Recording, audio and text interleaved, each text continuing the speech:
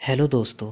आज हम कंप्लीट करेंगे फिजिक्स का पार्ट 5 जिसका नाम है वेदोच्चालन। ठीक है दोस्तों, तो इस चैप्टर को गाइस हम इतनी डीपली एक्सप्लेन करेंगे कि गाइस हर कोई जो आज तक 5 चैप्टर से नीचे का चैप्टर कोई नहीं पढ़ पाया है, ठीक है, तो वो भी इस चैप्टर को आसानी से समझ पाएगा। ठीक है, हम आपको बिल्कुल अनजान समझ के लेके चल रहे हैं और आपको हम एज ए टीचर में कैसे कन्वर्ट करेंगे सिर्फ इस वीडियो के माध्यम से। ठीक है, आप इस चैप्टर को ना गाइज टीचर को खुद समझा पाओगे। ठीक है, टीचर को खुद इस प्रकार का नॉलेज नहीं होगा जिस प्रकार का नॉलेज हम आपको देने जा रहे हैं। ठीक है, सिर्फ इस वीडियो में एंड तक रहना गाइज, और आपको गारंटी दिलाता हूँ गाइज, अगर आपने इस चैप्टर की डेफिनेशन अपने आप से और सेल्फ राइट नहीं की, ठीक है, तो बताना गाइज। ठीक है, इस वीडियो को डिलीट कर दूंगा अगर आपने इसकी डेफिनेशन स्वयं राइट नहीं की। ठीक है दोस्तों, फुल चैप्टर करेंगे और जो भी डेरिवेशन रह जाएंगे गाइस उनको हम लाइव क्लासेस में कंप्लीट कर लेंगे। ठीक है, तो गाइस देखो, सबसे पहला टॉपिक है हमारा गाइस विद्युत धारा। तो देखो दोस्तों, विद्युत धारा किसे कहते हैं इसको एक्सप्लेन करूंगा। मैं उत्तर नहीं डालता गाइस, नहीं डेफिनेशन लिखता कि मैं बोल बोल के आपको बता सकूं। It is not reality. ठीक है, मेरी ये रियलिटी नहीं है। देखो गाइस, मैं आपको प्रेफर करता हूँ स्ट्रक्चर के माध्यम से समझाना।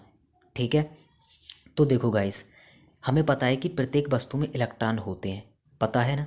ठीक है, तो देखो गाइस, हमें पता है वस्तु में इलेक्ट्रॉन होते हैं और बैटरी क्या करती है गाइस, इलेक्ट्रॉन होते तो हैं वस्तु में, सिर्फ बैटरी का कार्य होता है उन इलेक्ट्रॉनों को गति देना। समझ रहे हो फ्रेंड्स, यानी कि इस तार में इलेक्ट्रॉन 10 थे तो बैटरी क्या करती है, अपने अंदर से 2 इलेक्ट्रॉन निकाल देती है। समझ रहे हो, तो उसमें हो जाते हैं 12 इलेक्ट्रॉन। तो 12 इलेक्ट्रॉन, जबकि उसको आवश्यकता थी 10 इलेक्ट्रॉन की, तो 12 हो गए। तो जायज़ सी बात है कि इस तार में इलेक्ट्रॉन गति करने लगेंगे। जब इलेक्ट्रॉन गति करने लगेंगे तो भाई सी बात है कि धारा बहने लगेगी, तो यही विद्युत धारा कहलाती है। समझ रहे हो फ्रेंड्स, यानी कि आवेशों का बहना, ये इलेक्ट्रॉन जो है गाइस ये आवेशी तो हैं। ठीक है, तो आवेश का बहना विद्युत धारा कहलाती है। ठीक है दोस्तों, अब हमारा नेक्स्ट टॉपिक है गाइस विद्युत प्रतिरोध, नहीं सॉरी, धारा घनत्व। सॉरी दोस्तों, धारा घनत्व।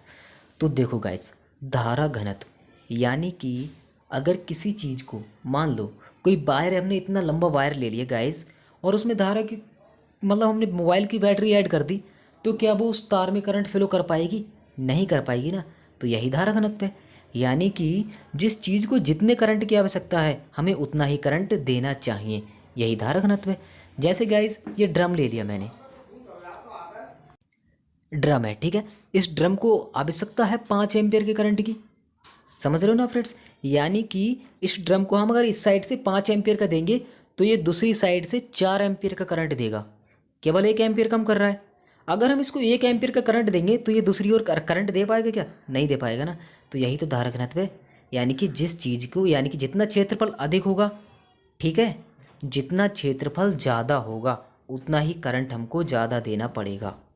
ठीक है, तो यही हमारा धारा घनत्व कहलाता है। ठीक है, जैसे मैं आपको एग्जांपल बता रहा हूँ, 5 एम्पियर की आवश्यकता थी तो ये तो क्लियर करंट दे रहा था दूसरी साइड से।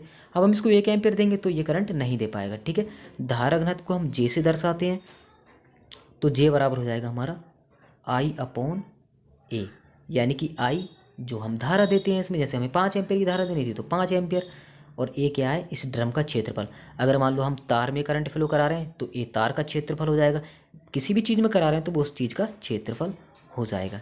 ठीक है, अब हमारा नेक्स्ट टॉपिक है गाइस अनुगमन वेग। ठीक है, जैसे गाइस हमें पता है कि एक वेग होता है चाल बराबर दूरी बटे समय।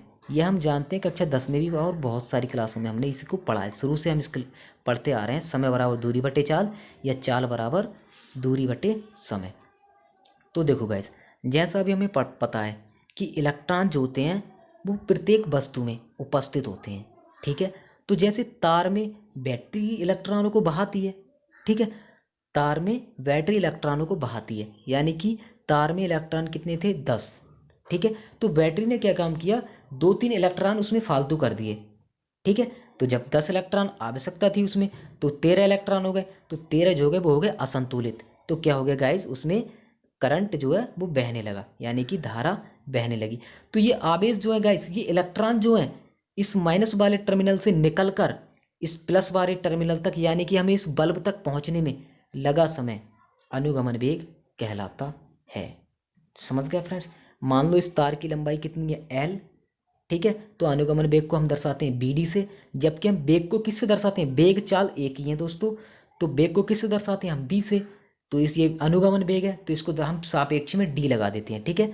तो BD बराबर L/T। L क्या है, इस तार की लंबाई, और T क्या है, समय, ठीक है। यानी कि इलेक्ट्रॉन को इस माइनस वाले टर्मिनल से निकलकर इस जो हमारा ये बल्ब लगा है यहाँ तक पहुँचने में लगा समय अनुगमन वेग कहलाता है, ठीक है। दोस्तों आप इसको आसान तरीके से क्लियर कर सकते हो और आप इसको स्वयं भी ड्राइव कर सकते हो, ठीक है। किया कुछ नहीं है, केवल B की जगह पे D लगा दिया है हमने, ठीक है। यानी कि केवल B रहता था, D, ठीक है। अब हमारा नेक्स्ट टॉपिक है गाइस विद्युत प्रतिरोध। तो देखो गाइस, विद्युत प्रतिरोध मैं आपको बता देता हूँ गाइस। जैसे आपने खेतों में पानी लगाते हुए किसानों को देखा होगा, ठीक है, किसानों को, यानी कि वो बड़ा बना लेते हैं, नाला बना लेते हैं, ठीक है, पानी चलाने के लिए। जब वो नाला बनता है गाइस, हमने पानी डाला 10 लीटर इस साइड से, एक एग्जाम्पल बता रहा हूँ, 10 लीटर पानी डाला तो क्या होता है गाइस, 2-3 लीटर पानी दूसरी साइड को निकलता है, यानी कि जो 6-7 लीटर पानी था वो मेड़ी सोखने लेती है।